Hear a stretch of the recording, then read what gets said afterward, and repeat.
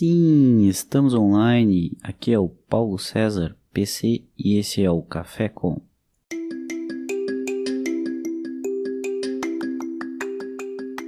Hoje eu estou com o Felipe Luzzi, engenheiro eletricista, mestre em engenharia elétrica, doutorando em engenharia elétrica, trabalha com tecnologias de comunicação de dados através da luz visível.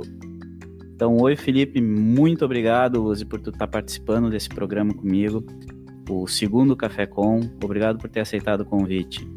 Fala um pouquinho para nós de quem que é tu e o que é VLC. E aí, meu querido, tudo bem com você? Tô aqui nessa quarentena, né? Com essa noção de tempo sendo só uma abstração. Uhum. E é um prazer estar aí contigo aí nesse podcast. Cara, eu faço doutorado ali na Universidade Federal de Santa Maria, né?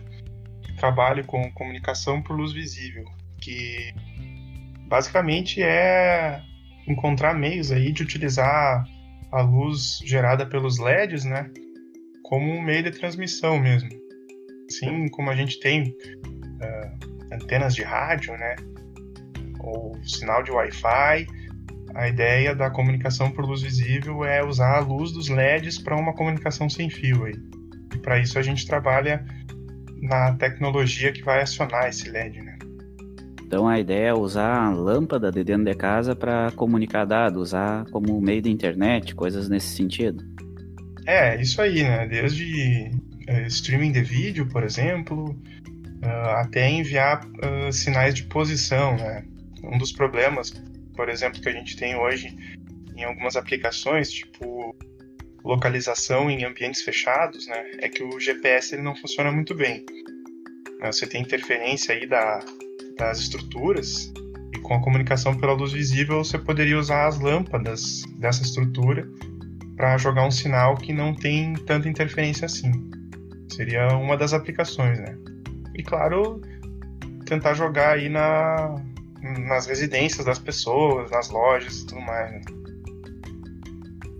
Mas me diz uma coisa, Luzi, tu nem sempre trabalhou com isso, né? Na graduação, tu já via assuntos relacionados à VLC, tu trabalhou com algo relacionado a esse tipo de tecnologia? Cara, na realidade eu comecei a trabalhar com VLC, com essa minha área só no mestrado, velho.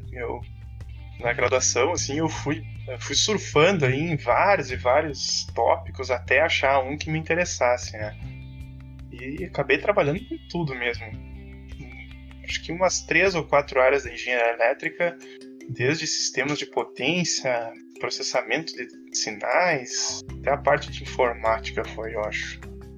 Surfou por várias áreas durante a graduação, trabalhou com vários orientadores, várias pessoas diferentes. É isso aí.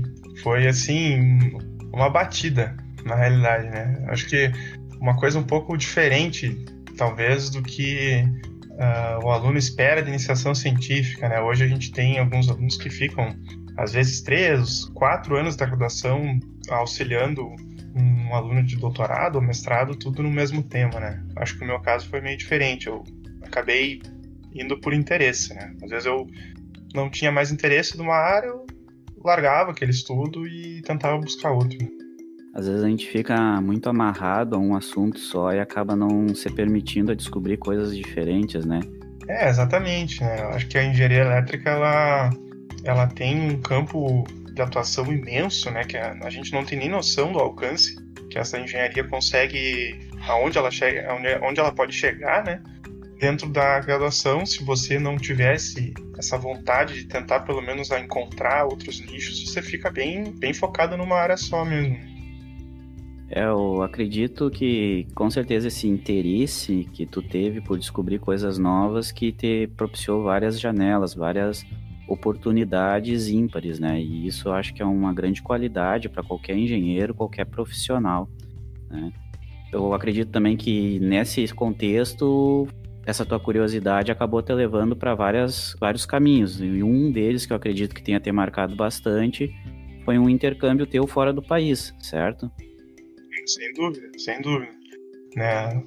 Só para dar mais contexto aí, né?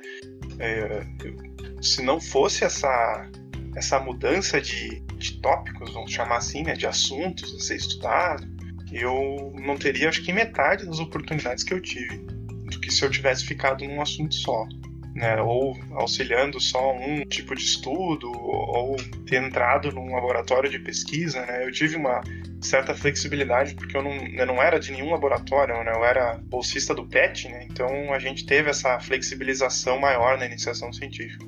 E dentro dessa sopa aí que acabou sendo os meus estudos de graduação, eu tive oportunidade de estudar fora, exatamente. Conta um pouquinho para nós como que foi esse teu intercâmbio, onde foi, quanto tempo, Luzi? Então, eu fiquei 1 ano nos Estados Unidos, cursando entre o meu 7º e o meu 8º semestre. Foi um programa Ciências Sem Fronteiras, que foi em 2013, no meu caso, que como foi implementado a minha chamada. Eu acabei fazendo o processo seletivo dentro da universidade e fui correndo atrás de todos os documentos e requerimentos para fazer e acabei sendo contemplado com a bolsa, né? Aí fui para os Estados Unidos cursar 1 ano na Universidade da Rutgers University, é uma universidade de Nova Jersey lá, fica pertinho da cidade de Nova York. 1 ano fora do país pelas Ciências Fronteiras, bastante coisa, eu acredito que tu aprendeu bastante coisa lá, né? Dá uma contextualizada, explica um pouquinho como é que era a tua rotina lá, foi muito difícil a adaptação, como é que eram as aulas? Assim, em termos de rotina, era uma coisa bem cartesiana mesmo, bem rotina mesmo, né? Eu morava dentro de um campus da universidade, eu dividia um apartamento com mais um brasileiro e 2 outros americanos, né? Eu dividia o meu quarto, inclusive, ele era dividido com um dos outros brasileiros que foi comigo.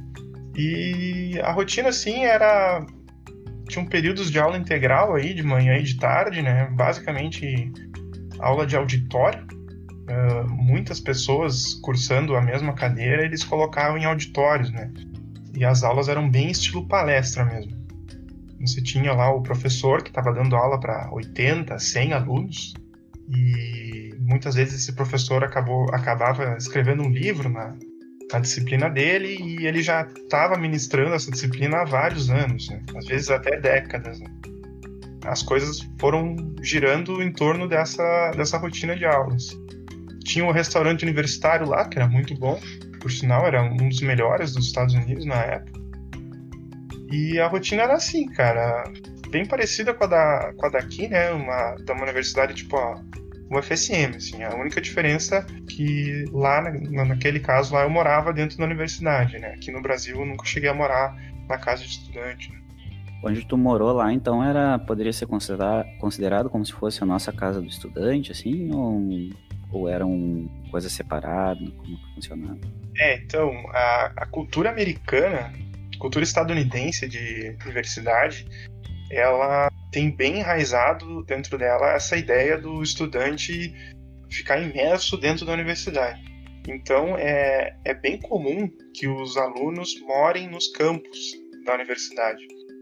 A casa de estudante lá, os apartamentos, eles fazem parte do processo de tu ir estudar numa universidade. Então, muitos alunos não moram na cidade, né? Eles acabam vindo de outras cidades e acabam morando lá. Eu acho que essa é a grande diferença, assim. Todo mundo acaba morando no campus.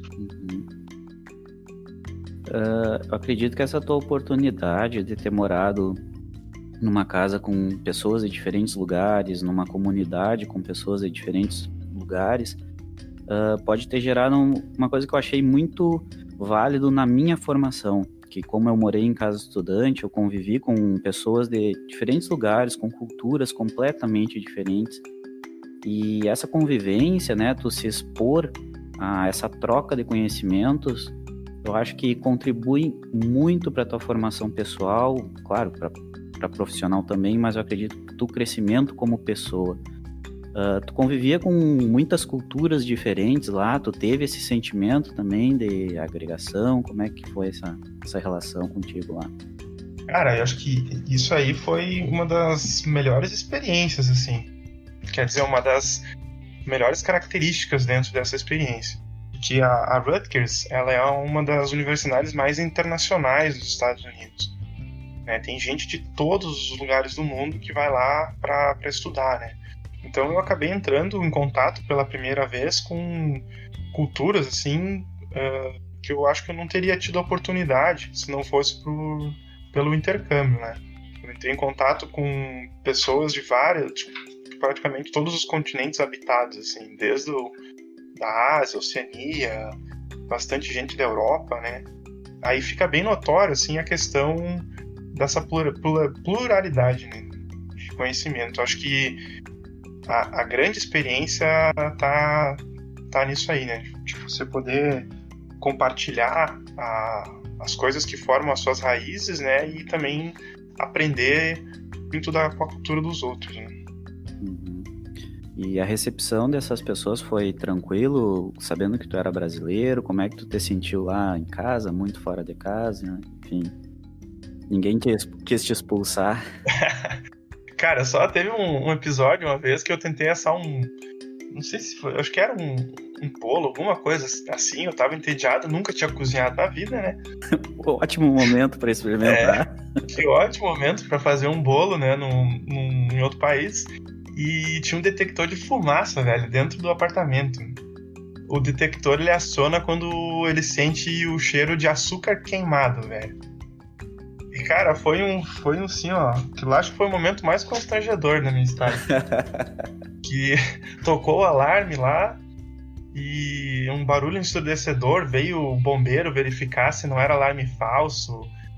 As pessoas saíram do prédio, algumas ficaram bem perdidas e eu lá tentando assar um bolinho, né? Tu ficou conhecido como o brasileiro do bolo queimado. Eu creio que sim, cara. Eu acho que sim. Mas, cara, em questão de recepção, assim, foi muito tranquilo. Eu sempre fui muito bem recebido, né? E eu acho que boa parte dessa recepção foi porque a gente tem que respeitar as outras culturas, né?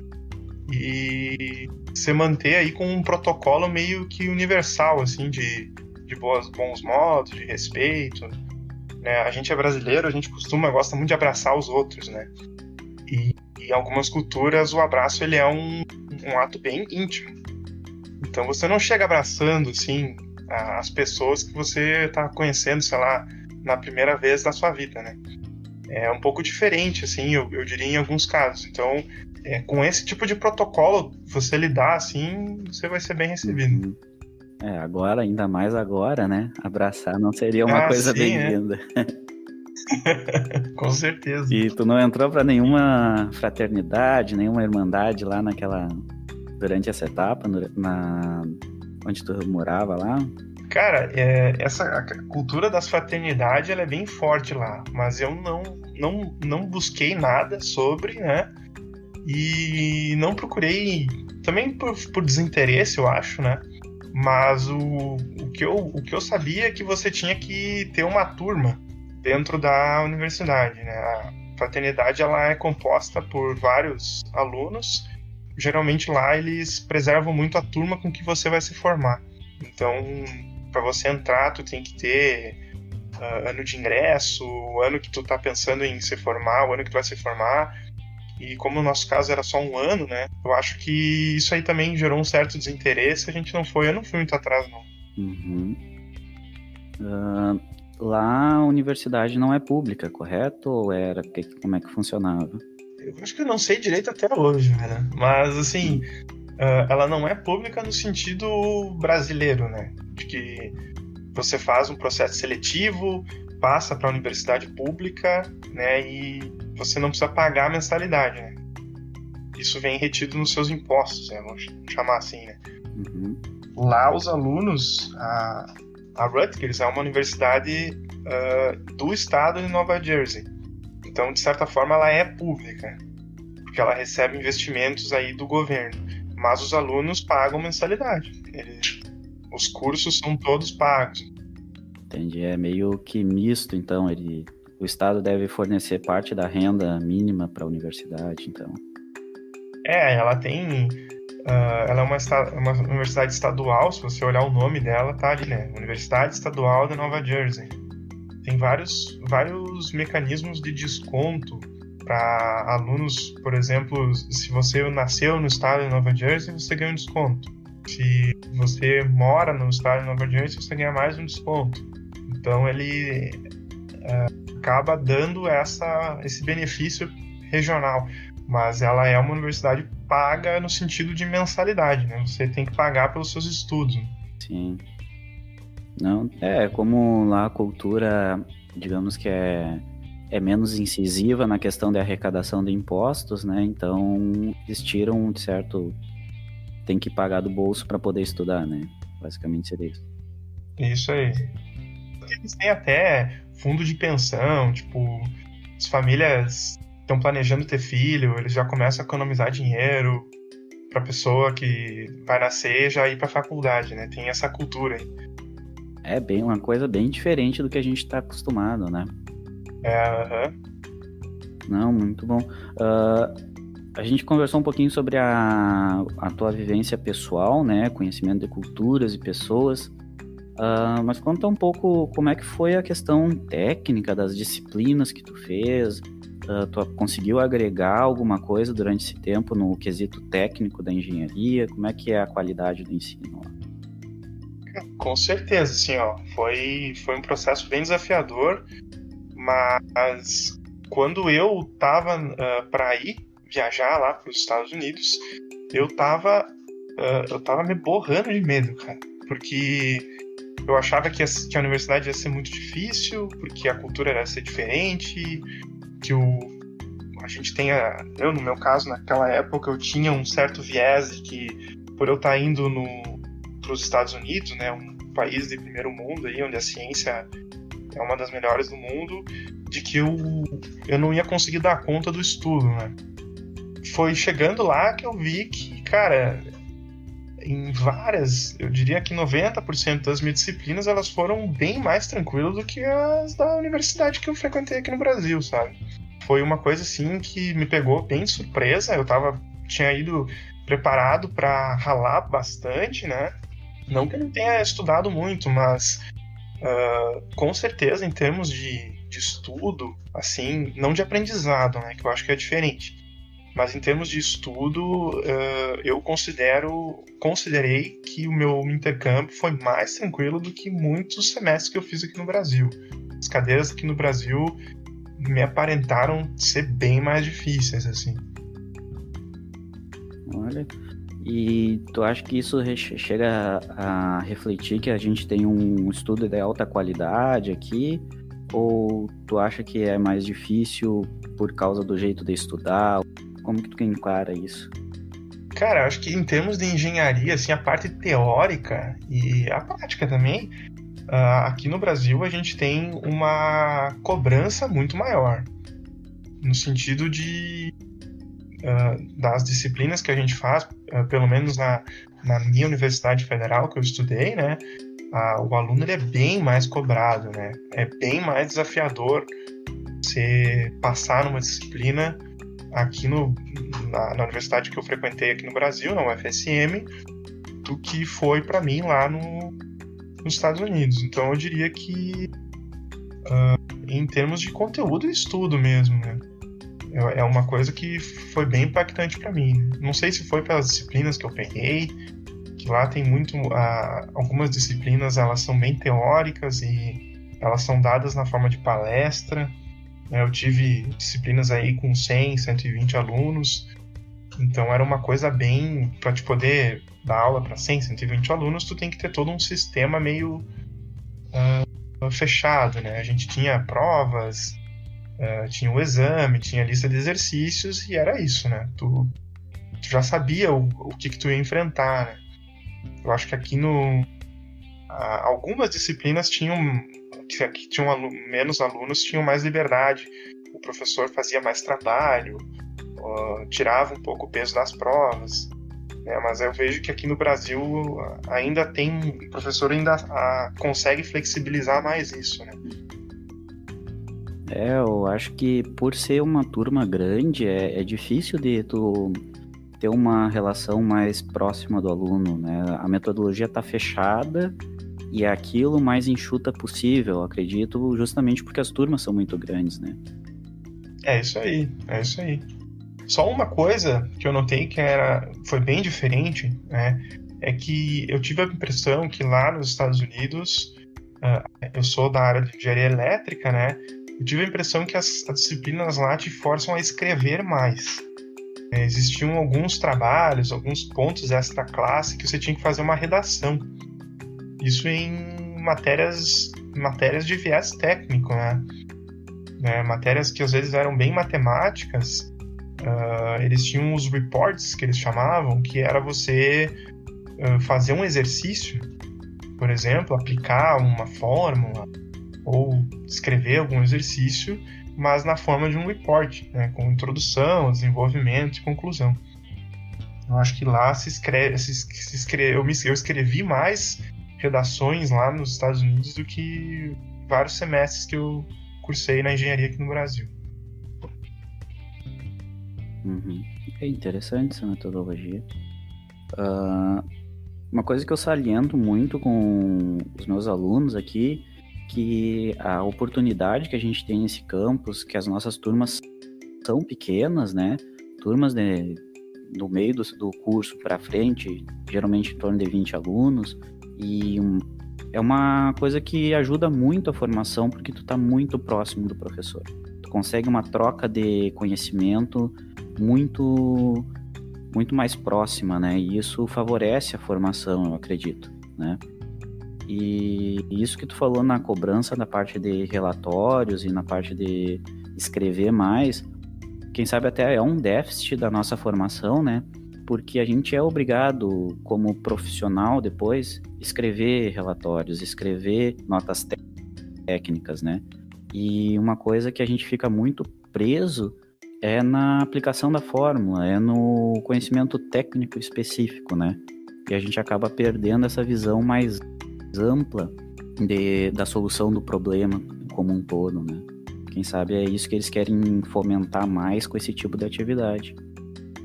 Eu creio que sim, cara. Eu acho que isso faz bastante parte da cultura deles também, né? Eles acabam incorporando esse processo de redação aí, não só em disciplinas que usam muito esse tipo de recurso, mas em outras, né?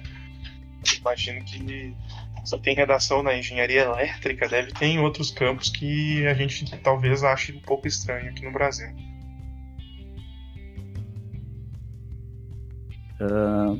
Com relação a esse teu tempo fora do país, Luzi, o que tu pode dizer que caracteriza o teu maior aprendizado, algo que tu agregou quando tu voltou de lá e tu chegou aqui e balizou as tuas decisões para continuar a tua vida acadêmica ou tua vida profissional? Cara, eu sempre gostei de estudar, né, cara? Eu acho que sempre fui meio CDFzão nesse estilo. Nerd. Eu sempre gostei de estudar.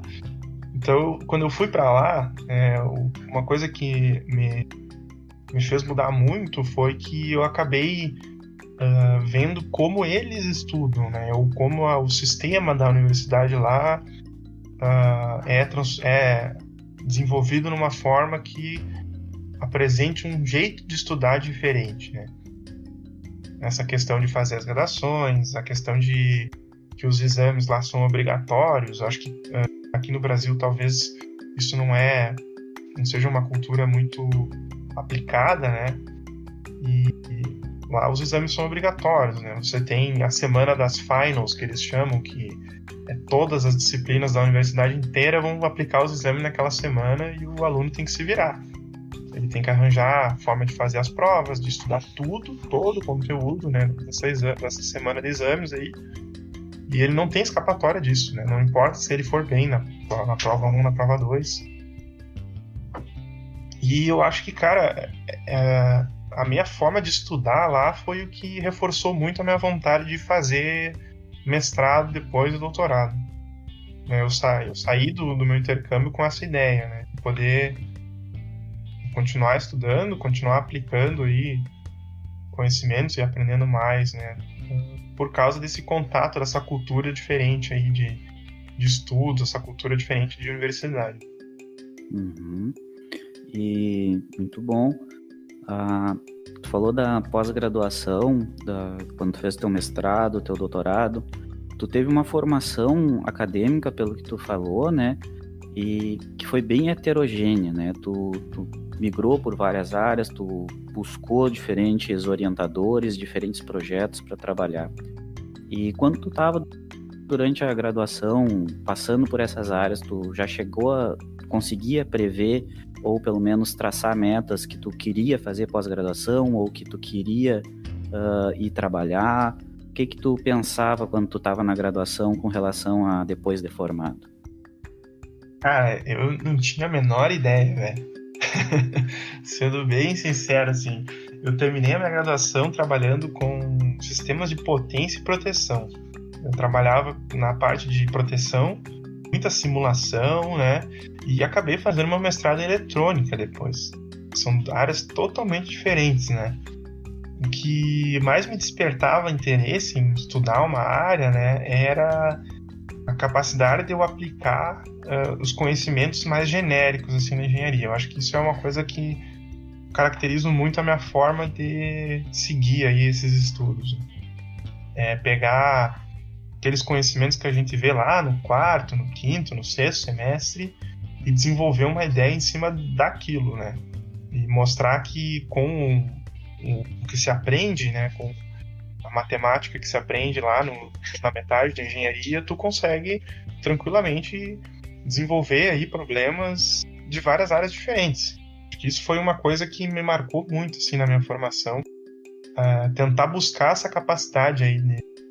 Olha, eu sou engenheiro eletricista, eu não posso dizer que eu conheço muito bem eletrônica, não posso dizer que eu conheço muito bem sistema de potência, mas eu conheço circuitos elétricos, eu conheço um pouco de eletromagnetismo, e eu quero ser capaz de, com essa pirâmide aí, né, com a base dessas pirâmides, poder subir para qualquer um dos lados.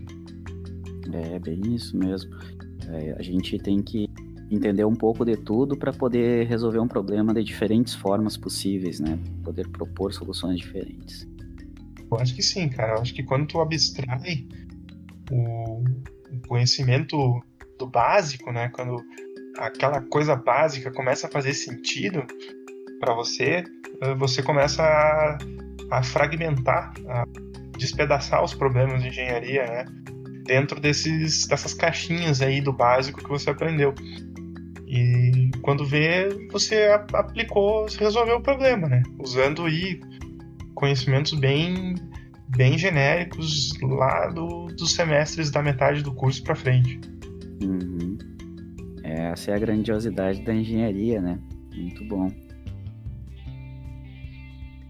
Luzi, me fala uma coisa. O que tu tá lendo? O que tu tá vendo de série, de filme? O que tu vem consumindo de cultura aí pra nós? Dá umas dicas aí. Cara, agora nesses tempos de pandemia, velho, eu tenho lido bastante coisa de filosofia, cara. É uma coisa que eu sempre tive vontade de estudar, mas eu nunca tinha ido atrás e comecei agora com toda essa situação que a gente tá vivendo aí, né? Essa coisa meio super isolada, né? Que a gente tá meio um pouco do mundo, mas ao mesmo tempo conectado com a internet, né? Então eu tenho lido bastante filosofia, tenho lido bastante livros de não ficção, né? Um livro que me agregou muito valor nesses últimos meses foi um livro do escritor israelense, o Yuval Harari, foi o 21 lições para o século XXI. Eu acho que é um livro que todo mundo devia ter um contato aí, que quem está enfrentando a quarentena, quem está vivendo nesse momento aí, é um livro que abre muito a cabeça para o que a gente tem a enfrentar pela frente. O auxílio para nossa psicológica agora é fundamental, né? Mais do que nunca. É, isso aí. Tá certo. Luzi, muito obrigado por ter participado. Muito obrigado por estar contribuindo com esse podcast. O Café Com é para todos os alunos de graduação de diferentes cursos. Espero que todo mundo tenha gostado. Obrigado mesmo por ter participado, cara. Eu que agradeço, cara, pela oportunidade aí, por estar falando um pouco da minha experiência e espero poder ajudar aí quem vai ouvir aí essa nossa conversa aí. Excelente. Muito obrigado, Luzi. Tchau.